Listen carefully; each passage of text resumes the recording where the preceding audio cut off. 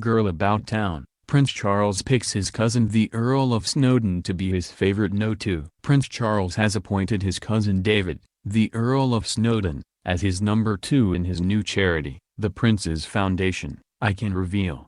Princess Margaret's son will take up the prestigious position as vice president of the foundation, a newly formed merger of all Charles's major charity commitments. Some expected William and Harry to be lured into a shadow role with their father, but this is the second time Charles has turned to his cousin. David is also vice president of the Queen Elizabeth Scholarship Trust, the craft and skills charity set up by the Queen Mother, and the only charity the Queen became a patron of in her 90th year. The appointment shows how highly valued the Queen's nephew is by the royal family. He and Charles have formed a close bond over the years thanks to a mutual love of trade, craftsmanship and hard graft.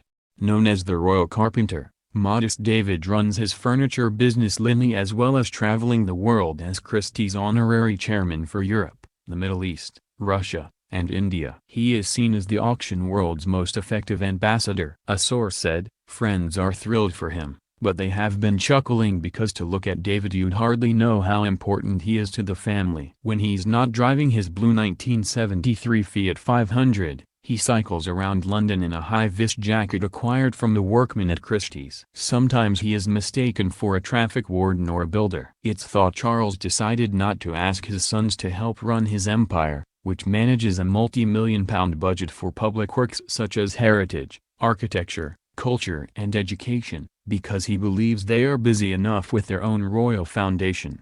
David is admired by and close to the two princes and the Duchess of Cambridge, who was, infamously, photographed topless by distant paparazzi during a holiday at his house in the south of France in 2012.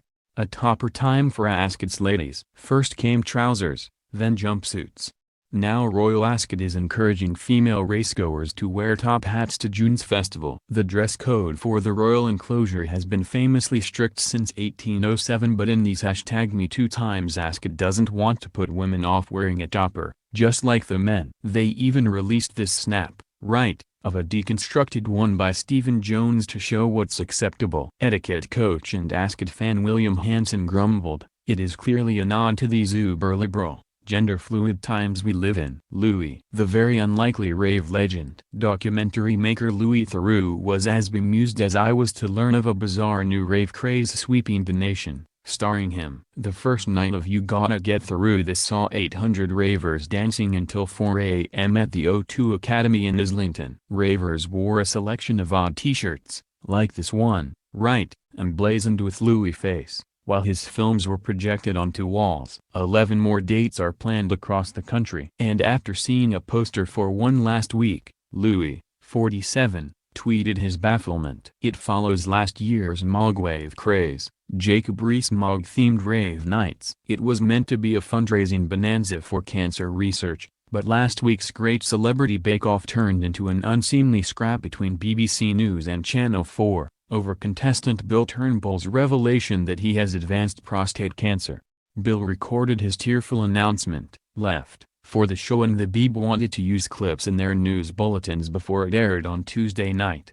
But after consultations with Bill, 62, Channel 4 only let them use one clip on BBC Breakfast, which he used to present, and kept the full announcement for the Stand Up to Cancer Bake Off special that night. Says MyTV source, the Beeb was frustrated. A spokesman for Channel 4, which poached Bake Off from the BBC, said, "We respected Bill's wishes, so did the BBC.